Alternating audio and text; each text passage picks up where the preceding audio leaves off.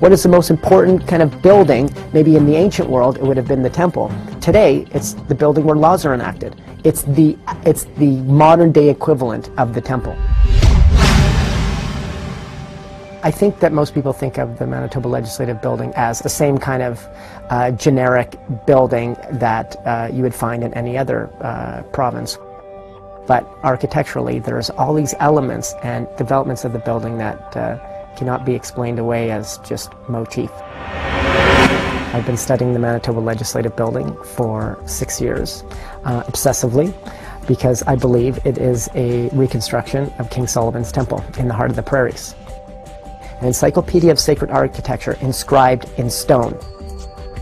Winnipeg scholar and art historian Frank Alpo discovered that the building's architect, Frank Worthington Simon, was a student of alchemy, Freemasonry, and Hermeticism, the wisdom traditions of the West. From these disciplines, Simon determined that certain symbols and geometric proportions could impact human beings in profound ways. Frank Simon's ultimate intention with the Manitoba Legislative Building is, to borrow his own words, that the building would in the course of time make people more intelligent, better balanced, and altogether more civilized human beings. When Frank leads tours of the building, he has people imagine they are entering a temple, which he believes was the architect's intention. What we're doing next here is we're going to follow the procession that an ancient priest would have followed going into a temple.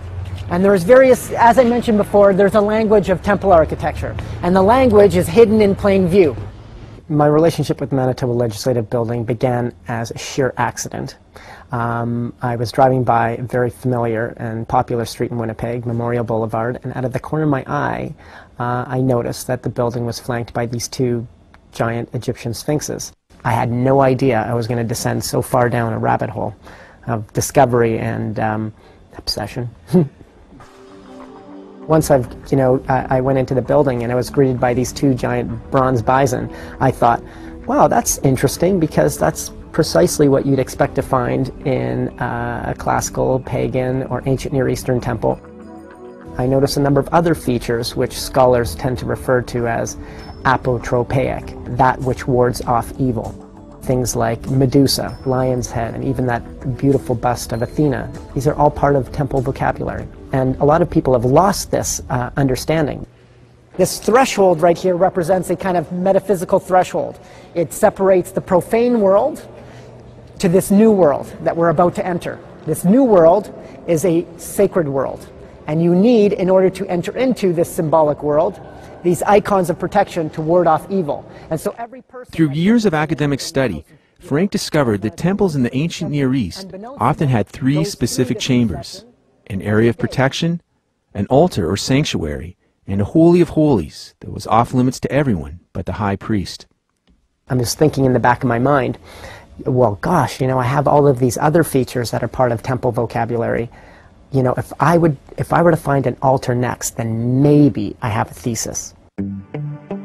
When you enter into the rotunda, you're now in the era of Renaissance church architecture. In that same room that we're expecting an altar, I found, 12 small lights on one of the lamps around a much larger bright light. And to me, this was a kind of reference, an allegory to the 12 disciples around the bright light of Christ. In the altar area is a painting known as the War Memorial. But Frank noticed clues suggesting that the mural depicted the Passion of Christ. Directly above the figure of Jesus, right there, hidden in plain view, is the Madonna and Child. It's a representation of the Passion of Christ, exactly where you'd expect to find the presence of the Lord if this was a Christian house of worship. You might have looked down and noticed this 8-pointed star. As we circle around the star, it appears that the star is always closest to us, right? It's a kind of optical illusion. Frank claims that the 8-pointed star is an ancient symbol of fertility, which represents the province of Manitoba. Directly above this symbol on the dome of the building is the famous Golden Boy statue, who watches over the city. Frank reasons that this is the Greek god Hermes, the deity of travel, father of alchemy, and a symbol of the city of Winnipeg. Hermes, a patron of merchantry, travel, and who sat at the crossroads. Well, isn't that exactly what Winnipeg represented. It was the center of travel, merchantry, and the kind of crossroads of the nation. And for us, in order to kind of complete this journey, there is one last room that we're allowed to go, well, in fact, we're not allowed to go into. And it's that room right there.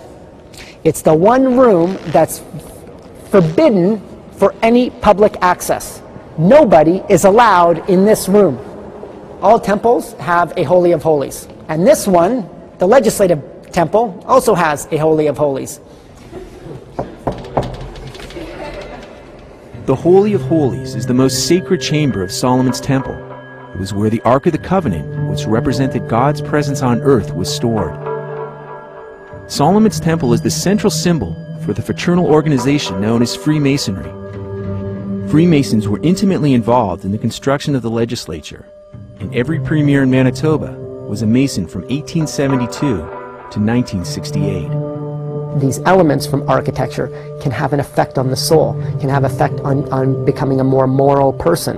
And isn't that the cornerstone of Freemasonry? Frank found that the proportions of the room matched those of the Holy of Holies described in the Bible, 20 cubits by 20 cubits. A lot of people entered into this debate as what was the unit of measurement used to build King Solomon's temple. And even the Freemasons entered into this debate. And they determined that a cubit was 14.4 inches. And if you take that unit of measurement and you apply it to this room, it turns out to be exactly 20 cubits by 20 cubits. That's pretty good, huh? What was missing from the room was the Ark of the Covenant, the container for the 10 Commandments. After months of following clues, Frank discovered it on the roof. It was disguised as the war chest. It was exhilarating. I mean, I felt like Indiana Jones. Yeah, I don't know how else to put this. I mean, the whole saga of Indiana Jones is this kind of crusade for the most important biblical artifact known to man that had been lost and buried and no one knows where it is. And there it was in my own hometown, looking up at the eastern kind of pediment of the building, the Ark of the Covenant.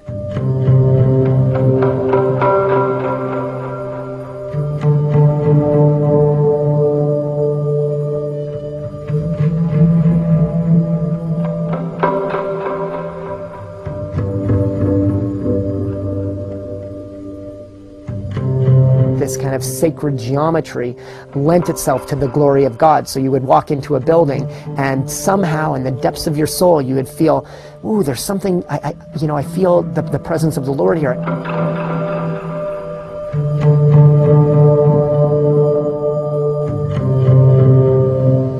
Beautiful story.